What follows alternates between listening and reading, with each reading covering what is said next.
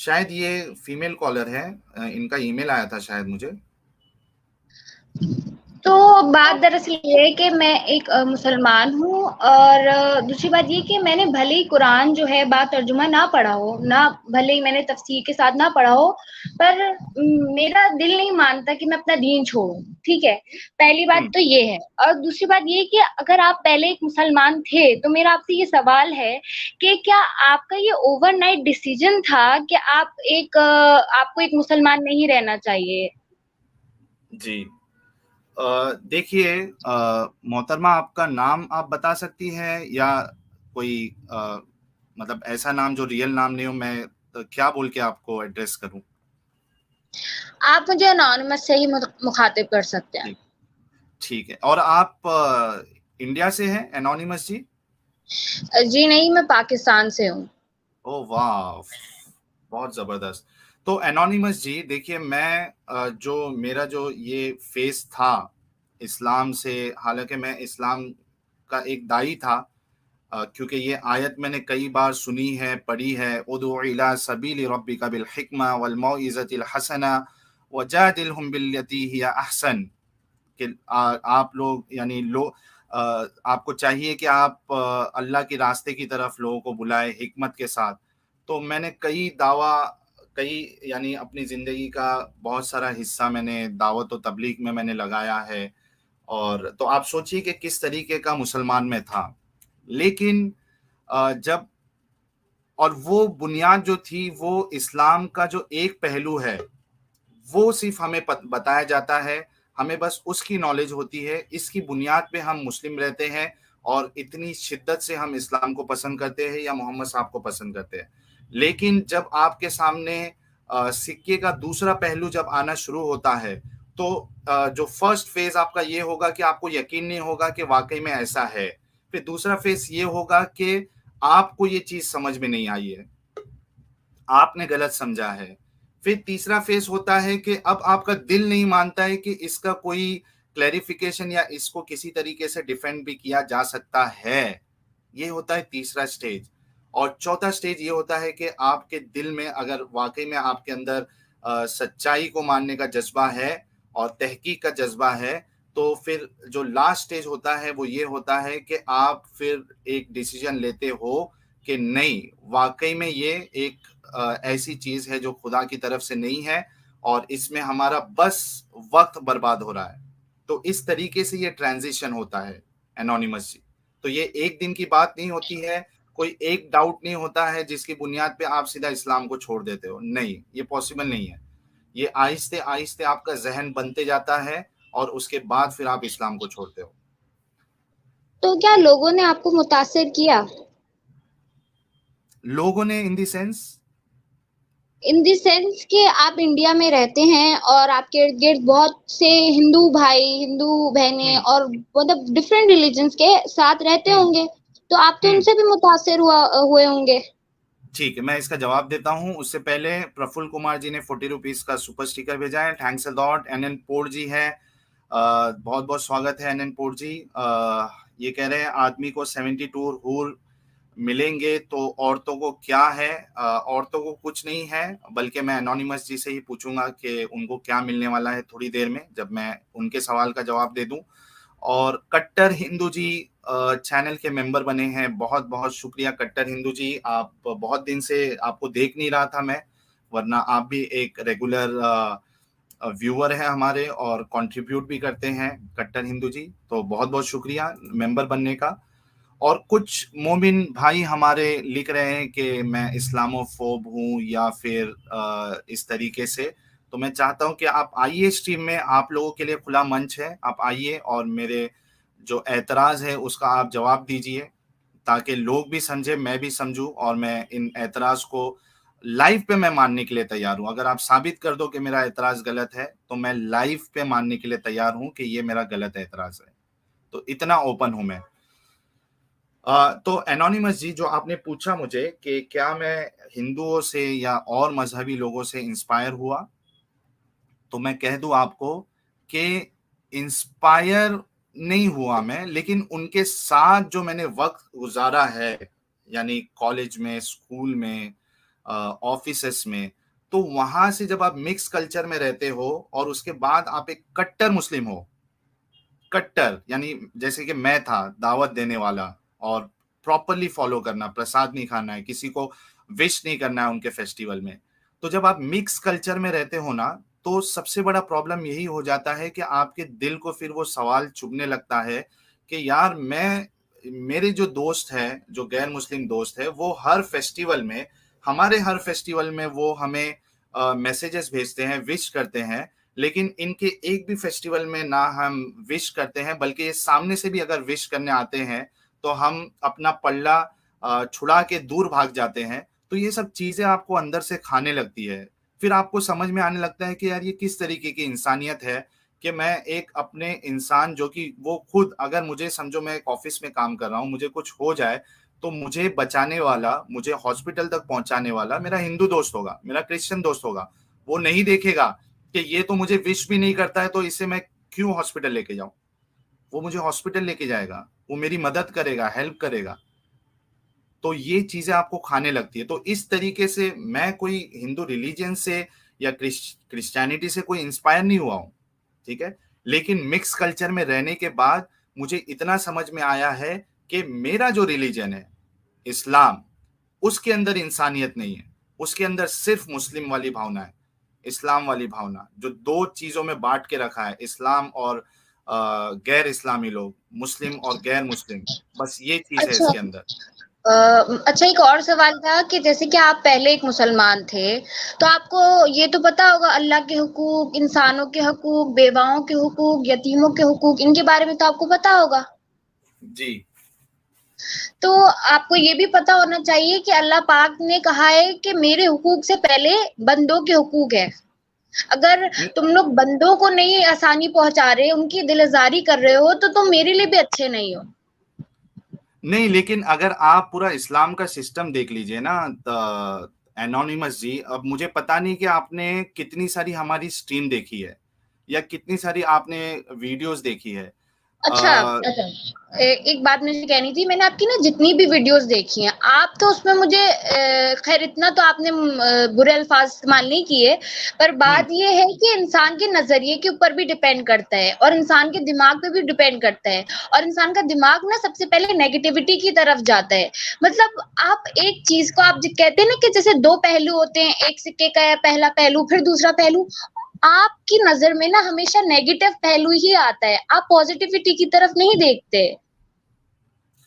अब देखिए एनोनिमस जी, ये सवाल आप अगर करते कोई एक गैर मुस्लिम से कि आप इस्लाम को एक नेगेटिविटी के साथ आप देख रहे हो, तो आपकी बात थोड़ी देर के लिए मान भी सकते। आप ऐसे शख्स से बात करें जो खुद इस्लाम की दावत देता था और दिफा करता था, तो नेगेटिविटी अगर तो होती एक मिनट, तो मैं, आप जो, अच्छा, सॉरी, है ना, आप बोलिए। समझ रहे हैं ना कि मैं तो खुद दावत और तबलीग करता था, इस्लाम का दिफा करता था, तो नेगेटिविटी जी अगर जी, होती तो मैं, चलो, अब बात डिफरेंट है, आप दिफा करते थे, यानी वो हम्म पास्ट है, और हम्म करेंटली आप नहीं करते, आप नॉन मुस्लिम हैं, तो बहुत क्यों हुआ हूं? डिफरेंसेस आ जाते हैं। नहीं, तो ठीक मैं है। वही और कह रहा हूं ना कि पॉजिटिव थिंकिंग से मुझे एक्स मुस्लिम या नॉन मुस्लिम बनने की जो वजह थी, उसी बुनियाद पे मैंने किया है ना। अब आप मुझे बताइए एक बात, आपने मुझे ईमेल पे लिखा था कि आपने कुरान ट्रांसलेशन से नहीं पढ़ा है, ठीक है, पूरा नहीं पढ़ा है आपने, जी सही, ठीक है। आपने हदीसों को नहीं पढ़ा है, ठीक जी, है ना। आपने इस्लाम को सिर्फ उतना सीखा है जितना आपको बताया गया है। नहीं, ये बात तो दुरुस्त नहीं है। अगर मेरे हम्म, मेरे दिमाग में कोई सवाल होता है तो मैं उसके जवाब ढूंढने के लिए निकलती हूँ, और अल्हम्दुलिल्लाह मुझे मिल जाता है, क्योंकि मेरे अंदर ये उम्मीद होती है, मेरे अंदर ये यकीन है कि अगर मैं ढूंढने की कोशिश करूंगी तो मुझे मिल जाएगा। अच्छा, अभी मुझे बताइए कि थोड़ी देर पहले एक आयत, एक भाई जो हमारे जुड़े थे उन्होंने बताया कि सूरह बकरा की वो आयत है, उसमें लिखा है कि जो गैर मुस्लिम औरतें हैं वो जो सेक्स स्लेव्स होती है उससे भी बदतर है। मैं आपको बता दूं, स्क्रीन पे वो आयत, आप जी इसके बारे में जरूर क्या जी, कहेंगे? जी जरूर, आप पहले दिखा दीजिए। जी, मैं दिखा देता हूँ आपको।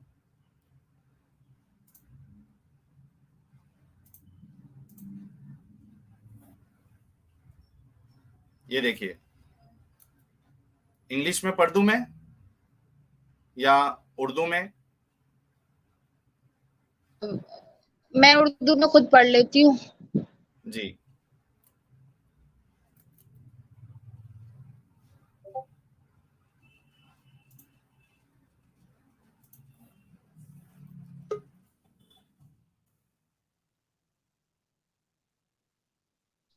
अच्छा जनाब, आपने कहा सेक्स स्लेव, तो यहाँ पे लिखा हुआ है कि मुस्लिम लौंडिया। अच्छा, अब लौंडिया सुनकर आपके माइंड में पता नहीं क्या क्लिक करता है या क्या मीनिंग निकलता है, पर मेरे लिए तो लौंडिया एक औरत ही हुई।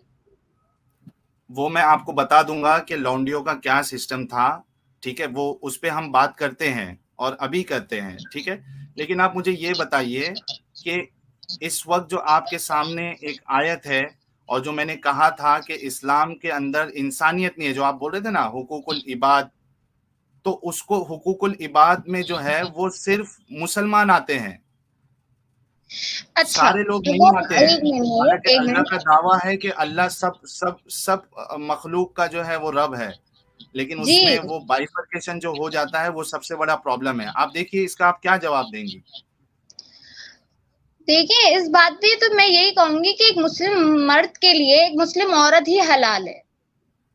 ठीक है, ये एक सही बिलीफ है, क्योंकि आप देखिए, अगर एक मुस्लिम मर्द नमाज पढ़ता है और अगर एक मुशरिक औरत नमाज नहीं पढ़ती है, तो दोनों को कैसे दोनों साथ कैसे रह सकते हैं? सबके अपने अपने बिलीव्स होते हैं, एक फैमिली होती है, तो नहीं नहीं, आप कैसे? देखिए देखिए देखिए, आप जो है ना एनोनिमस जी, आप वर्ड्स किस तरीके से यूज कर रहे हैं उस पर बहुत ज्यादा फर्क पड़ता है, ठीक है। आपको अगर ये कहना है कि आप बेहतर ये है कि आप अपने जो रिलीजन वाले हैं, जो बिलीफ सिस्टम है, सेम बिलीफ सिस्टम है, उनके साथ आप शादी करिए, तो समझ में आता है फिर भी कि ठीक है, सेम बिलीफ सिस्टम होगा तो आगे क्रैश नहीं होगा और डिफरेंसेस नहीं आएंगे।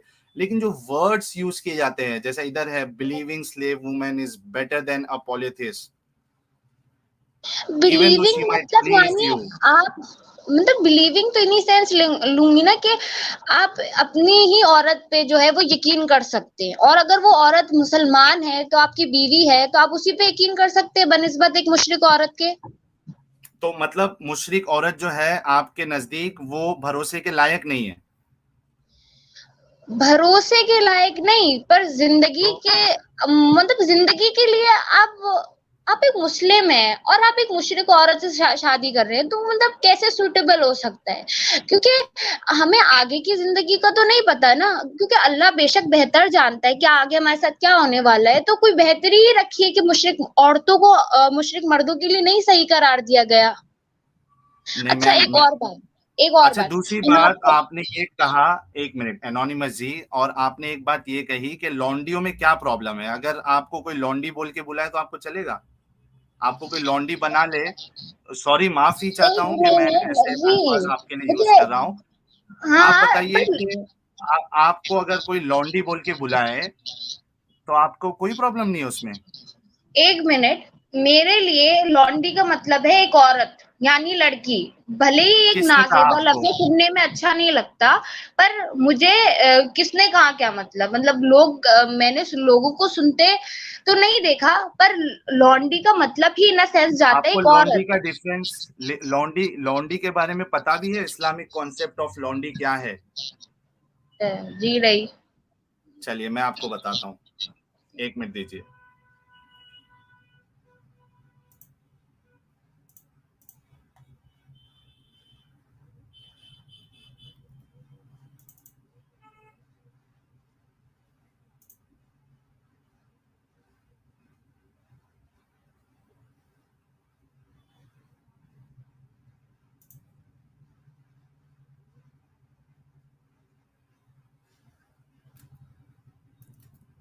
एक मिनट दीजिएगा।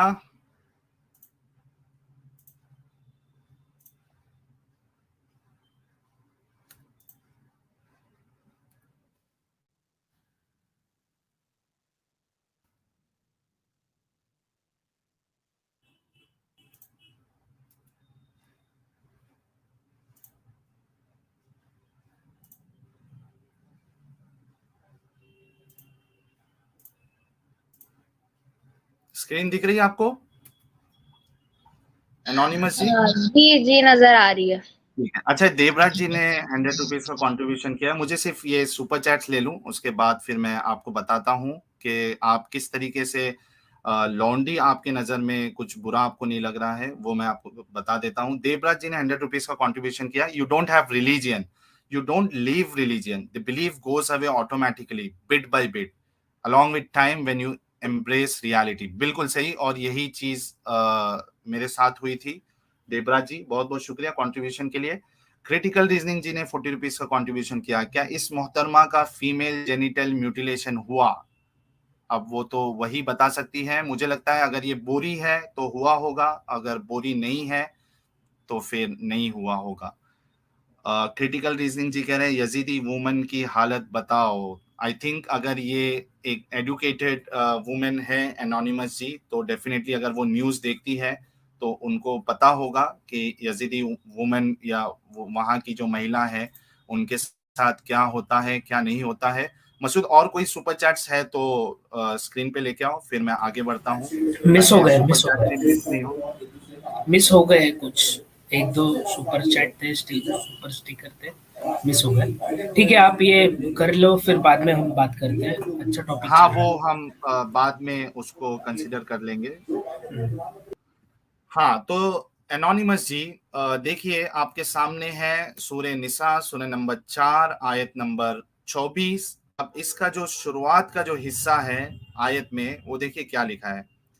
और शौहर वाली औरतें भी तुम पर हराम है मगर वो जो असीर होकर लौंडियों की तौर पर तुम्हारे कब्जे में आ जाए, ये हुक्म खुदा ने तुमको लिख दिया है। ठीक है। और इन मोहतरम और इन मुहर्रमात के सिवा और औरतें तुमको हलाल हैं। ठीक है। अब इसमें इंग्लिश में अगर पढ़ूं मैं इजीली, अगर इसको समझना है, and also prohibited to you are all married women except those your right hands possess, this is the decree of Allah upon you.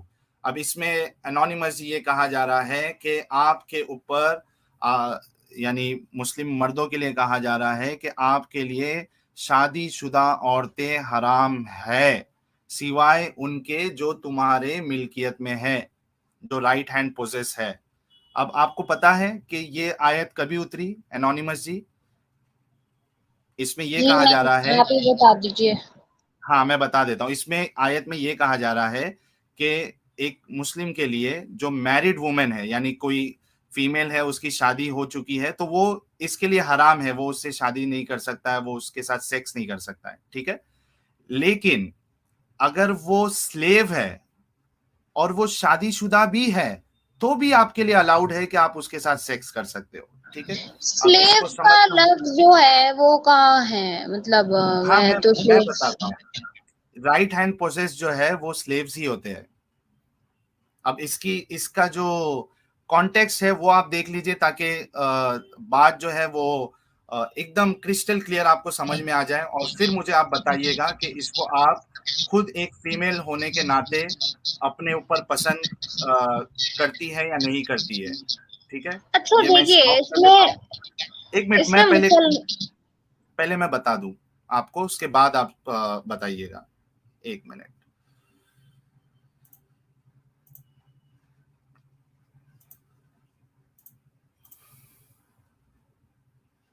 Screen दिख रही है आपको एनोनिमस जी? जी नजर आ रही है। ठीक है। सुनन अबी दाऊद की हदीस नंबर 2155 है और सही हदीस है। इसमें देखिए क्या लिखते हैं। अबू सईद खुदरी से रिवायत है कि रसूलुल्लाह ने गजवा हुनैन के दिन मकाम औतास के तरफ एक लश्कर रवाना किया, तो वो लश्कर अपने दुश्मनों से मिले, इनसे जंग की और जंग में इन पर गालिब रहे और इन्हें कैदी औरतें हाथ लगी। क्या लगी? कैदी औरतें। कैदी ठीक है। मुस्लिम औरतें या मुशरिक औरतें? मुशरिक औरतें या फिर जो अहले किताब की औरतें। ठीक है। क्योंकि अच्छा। इन्होंने जहाँ, हाँ, अब चाहे मुशरिक हो चाहे मुस्लिम हो, मेरे नजर में एक फीमेल जो है, एक औरत, एक महिला, चाहे वो किसी की भी हो, उस उन सब की इज्जत है। ठीक है। सही बात है। हाँ, बस इसको आप ध्यान रखिए, क्योंकि ये जो बाइफरकेशन जो मुस्लिम लोग करते हैं ना, इधर से ही मसला खड़ा हो जाता है। एक मेंटालिटी सामने आती है कि मुस्लिम औरत है तो ठीक है, वरना कोई मुश्किल नहीं, फिर आप कुछ भी करो उसके साथ, ठीक है। तो आप इस चीज का ध्यान रखिए। अब देखिए आगे क्या है। और इन्हें कैदी औरतें हाथ लगी तो इनके शौहरों के मुशरिक होने की वजह से बाज सहाबा किराम ने इनसे जिमा करने में हर्ष जाना। अब आप बताइए, उर्दू आप जानती है ना जी हाँ। एनोनिमसली? जी, जिमा किसको कहते हैं? जिमा का मतलब नहीं पता मुझे। जिमा सेक्स को कहते हैं या इंटरकोर्स को कहते हैं? अच्छा ठीक, फिर? ठीक है, एक मिनट रुकिए। हाँ, मतलब ये शादीशुदा औरतें थी जो जो सहाबा इनको पकड़ के लेके आए थे, कैदी बनाए थे, स्लेव्स बनाए थे। उनको थोड़ा हिचकिचाहट हो रही थी कि ये शादीशुदा हैं, हम इनके साथ सेक्स या इंटरकोर्स कैसे करें, ठीक है। अब वो आते हैं अल्लाह के रसूल के पास इस मसले को हल करने के लिए कि यार क्या किया जाए। अब उस पे तो अल्लाह ताला ने इस सिलसिले में ये आज आयत नाजिर फरमाई वल मुहसनातु मिनन निसाई, यही वाली जो सूरह निसा की आयत नंबर 24 है, ठीक है। तो वो इनके लिए हलाल है जब इनकी इद्दत खत्म हो जाए। अब आप बताइए, अच्छा आप अच्छा, बोलिए। 1 मिनट साहिल भाई, आपने कुरानी आयत तो पढ़ी है, आपने तफसीर भी पढ़ी होगी फिर? ये तफसीर है इसकी, ये जो हदीस है ये इसकी तफसीर है। नहीं, तफसीर यानी इसका बैकग्राउंड। आप गज़वा ये हुनैन की बात कर रहे हैं, वहाँ की सिचुएशन, वहाँ पे क्या हो रहा था, वो कैसी कैफियत थी, ये सब तफसीर में बयान होती है, हदीस मैं तफसीर आपसे नहीं है। ये कह रहा हूँ मैडम, आपको फिर बिल्कुल भी इस्लाम का नॉलेज नहीं है। आप कोई आलिम से राब्ता करें। जो हदीस है और जो तफसीर लिखी जाती है ना, वो खुद हदीस की रूह से, हदीस की रोशनी में तफसीर की जाती है। चलिए हम एक काम करते हैं, अगर आपको डाउट है, हालांकि मैंने इस आयत का शान नुज़ूल आपको बताया कि आयत किस कॉन्टेक्स्ट में उतरी है। मैं आपको तफसीर भी बता दूंगा, उसमें भी आपको यही चीज मिलेगा, मैं बता दूंगा। लेकिन आप मुझे ये बताइए कि आप जिस तरीके से लौंडी अल्फाज को एकदम हल्के में ले रहे थे, आप देखिए इस्लाम की तालीमात क्या है कि अगर गैर मुस्लिम औरतें या वो अगर शादीशुदा भी है तो उनके साथ इंटरकोर्स करना बिल्कुल दुरुस्त है, जायज है, उसमें कोई कबाहत नहीं। आप बताइए कि किस तरीके से हम ऐसे मजहब को हम सही देखिए, माने। मेरे पास एक और पॉइंट ऑफ व्यू आया, मैं बताती हूँ। ये आया कि हाँ। जैसे कि गज़वा हुनैन की बात चल रही थी, तो बहुत से मुशरिक भी इंतकाल कर गए, चले गए दुनिया से। अब उनके हम्म। पीछे जो थी, उनकी बीवियां थी, उनके बच्चे थे। तो इद्दत का मतलब तो मुझे भी समझ आता है कि जब शौहर मर जाता है तो औरत को 40 दिन तक इद्दत पर बैठना पड़ता है, और उसकी भी वजह ये है कि अगर खुदा न खास्ता वो प्रेग्नेंट है तो पता चल जाता है 40 दिन के अंदर। और यहाँ पे जो आपने बात करी ना सहाबा वाली, तो वो इसलिए कि शायद उन मुशरिक औरतों को सहारा मिल जाएगा अगर उनको कोई नहीं पालने वाला। नहीं, अगर देखिए, अगर सहारा मिलने की आप बात कर रही है और इसमें मजे की बात नहीं है, ठीक है, तो मैं आपको और एक हदीस बता देता हूँ। हालांकि आपका जो बोलने का जो बात है वो इसमें फिट नहीं होती है, ठीक है। यहाँ पे वो लोग सेक्सुअल इंटरकोर्स के लिए कतरा रहे थे और उनके जो शौहर है वो थे, यानी कोई ये शर्त नहीं है कि शौहर अगर होंगे तो आप कह रही कि उनका इंतकाल हो गया होगा, कोई ऐसी शर्त नहीं है कि इंतकाल हो गया तो ये बेचारे उनको सहारा दे रहे थे, यहाँ बल्कि पर इद्दत का ये भी तो जिक्र है। सुन, हाँ, इद्दत वो इसके लिए है ताकि मतलब वो ऑलरेडी अगर किस प्रेग्नेंट है वो, तो आप सेक्स करोगे तो पता नहीं चलेगा कि वो आपका बच्चा है या उसके पहले शौहर का है। बस उसके एक प्रिकॉशन के लिए वो इद्दत है सर, मैडम जी, समझिए, वो सिर्फ एक प्रिकॉशन के लिए इद्दत है। इधर सवाल इद्दत पे नहीं है, इधर सवाल ये है कि जो लॉन्डी होती थी, स्लेव्स होती थी, उनके साथ सेक्स अलाउड था, बल्कि ये लोग कोइटस इंटरप्टस भी करते थे ताकि ये जो इनके हाथ में जो स्लेव्स लगी है उनको कहीं बच्चा नहीं हो जाए, ठीक है। और ये स्लेव्स को बेचा भी करते थे। चलिए मैं आपको और भी बता देता हूं ताकि बात आपके लिए और क्लियर हो जाए। ये देखिए, सुनन अबी माजा की हदीस नंबर 2517, क्या लिखा है? जाबिर बिन अब्दुल्ला कहते हैं कि हम लोग अपनी लौंडियां और उम्महातुल उम्महातुल वलाद बेचा करते थे और नबी करीम हमारे दरमियान जिंदा थे और हम इसमें कोई हर्ज महसूस नहीं करते थे। आप सहारा देने की बात कर रही है, यहाँ तो बेचा भी करते थे ये लोग, ट्रेडिंग। अब इस पे क्या दिफा करेंगी आप? आप बताइए मुझे कि आपके शौहर जिंदा है, ठीक है, उसके बावजूद आपको बांटा जा रहा है, आपके साथ सेक्स की इजाजत है और उसके बाद मतलब आपके साथ अगर समझो मामला पूरा हो गया, उसके बाद आपको बेचा भी जा रहा है। आप इसको डिफेंड करना चाहती हैं एनोनिमस जी? जी, मैं बिल्कुल डिफेंड करती और मुझे इसमें बहुत सोचने का वक़्त चाहिए क्योंकि मैं कोई इम्पल्सिवली जवाब नहीं देना चाहती। मुझे इसमें सोचना है और मैं सोच के जवाब दूँगी। अच्छा, ये जो हमने अभी बताया है, मैंने अभी बल्कि एडम आपको और तफसीर के साथ बताएंगे क्योंकि आपको तफसीर भी देखना था। मुझे ये बताइए कि जितना मैंने जिस तरीके से पेश किया है वो उसको अगर आप मद्देनजर रखते हो तो आपको क्या समझ में आता है कि इस्लाम वाकई में अच्छा है, मोहम्मद साहब वाकई में अच्छे हैं, या फिर ऐसे शख्स को देखिए, हम आपने मुझे ना एक छोटी-सी बात मतलब एक टुकड़ा बताया है। मैं एक टुकड़े के बिना पे पूरे इस्लाम को जज नहीं कर सकती। ये छोटी सी बात है, मुझे आप बता दीजिए ये एनोनिमस छोटी-सी जी। बात नहीं है, भले ही बड़ी बात है, पर इस्लाम में इसके अलावा भी बहुत बड़ी बातें हैं, ये भी एक बड़ी बात है, उनमें से भी बड़ी बात है। तो मैं बाकी सारों को एक साइड पर रखकर इसके बारे में सोचकर मैं इस्लाम को अच्छा या बुरा नहीं कह सकती। एक बात बताओ मुझे एनोनिमस जी, एक आपको दूध के गिलास में, ठीक है, एक बूंद अगर पेशाब का मिला के दे दिया जाए, ठीक है, तो क्या वो दूध आप पिएंगी? बिल्कुल नहीं।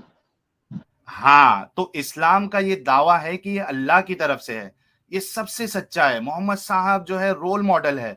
तो इसमें अगर एक बुराई भी ऐसी नजर आ गई जो आपको लगे कि हाँ वाकई में ये बुराई है, तो इसको आप एक्सेप्ट जो है नहीं कर सकती। उसकी मैं इस मिसाल पर मैंने आपको रिसर्च वीडियो के तौर पे करूँगी। इस बात की दे दी है। मैं जी, मैं अपने सीनियर्स से बात करूँगी, उनसे पूछूँगी, सवाल करूँगी और मैं बहुत रिसर्च के बाद आपको आके जवाब दूँगी क्योंकि मैं ऐसे ही नहीं जी, जवाब दे सकती।